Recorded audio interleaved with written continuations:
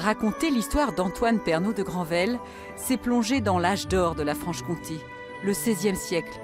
Antoine est né, comme on dit, avec une cuillère en argent dans la bouche. Son père, Nicolas, est conseiller de l'empereur Charles Quint et sa mère, Nicole, est une riche byzantine. Nicolas Pernot de Granvelle s'est installé ici avec sa jeune épouse, Nicole Bonvalot.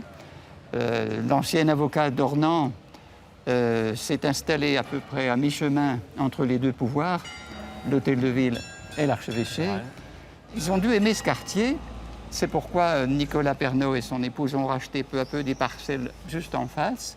Je crois qu'il y avait 7 à 8 parcelles dont ils ont fait un ensemble sur lequel ils ont construit à partir de 1540 le palais Granvelle actuel. Le nom de Granvelle vient de la première seigneurie achetée par la famille en Haute-Saône. Accaparée par les affaires de l'immense empire de Charles Quint, Nicolas ne vivait pas à Besançon. Pendant qu'il était en voyage, celle qui tenait la maison, qui élevait les 15 enfants, assurait le mariage des filles et l'éducation des fils, c'est Nicole Bonvalot, une maîtresse femme, mais une personnalité attachante, et c'est la mère d'Antoine. Et lui, c'est l'aîné des garçons. Et c'est sans doute pour ça que ses parents l'ont destiné à l'état ecclésiastique. Nous n'avons aucun portrait de Nicole. La légende dit qu'elle pourrait avoir les traits de cette petite sirène. Son fils, lui, a été représenté par de nombreux portraits, et aussi dans cette tapisserie.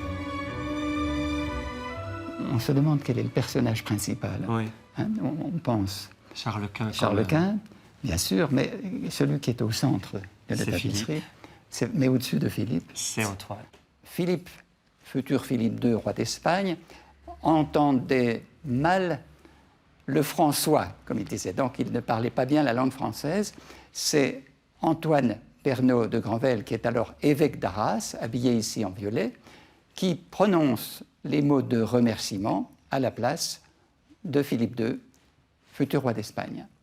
C'est extrêmement intéressant parce que c'est à la fois la leçon d'un souverain qui abdique au sommet de sa puissance, Charles Quint, à cet égard il est admirable, mais c'est aussi la leçon de la puissance de l'évêque d'Arras, futur cardinal de Granvelle. Antoine a une âme de mécène. Comme son père, il aime l'art et accumule un trésor. Il offre cette croix à l'église Saint-Laurent d'Ornans.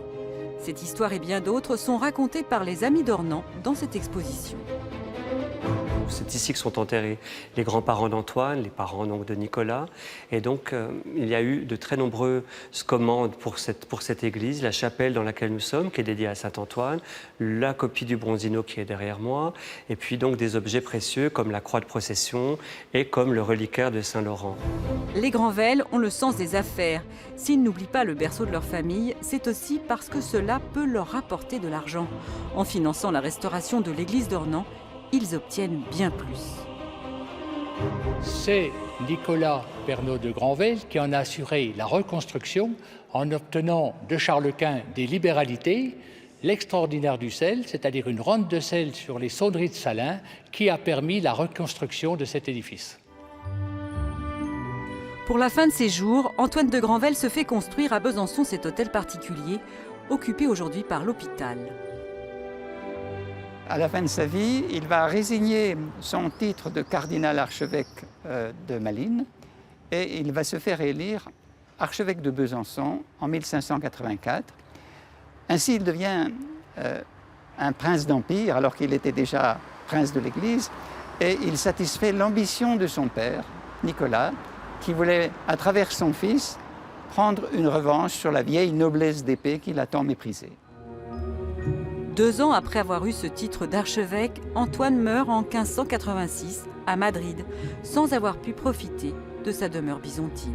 Dès 1549, Nicolas et son épouse font construire une chapelle funéraire comme des princes italiens, à côté de l'abbatiale des Carmes, tout près du palais Granvelle. Et toute la famille, en fait, jusqu'à la Révolution, repose calmement dans la crypte familiale. Mais la Révolution, comme à Saint-Denis pour les rois de France, va disperser ses dépouilles. Et nous n'avons même plus le sarcophage d'Antoine ni de sa mère. Les enfants naturels d'Antoine de Granvelle ne pourront pas hériter de sa fortune. Quant à son célèbre patronyme, Granvelle, il s'est éteint en 1761.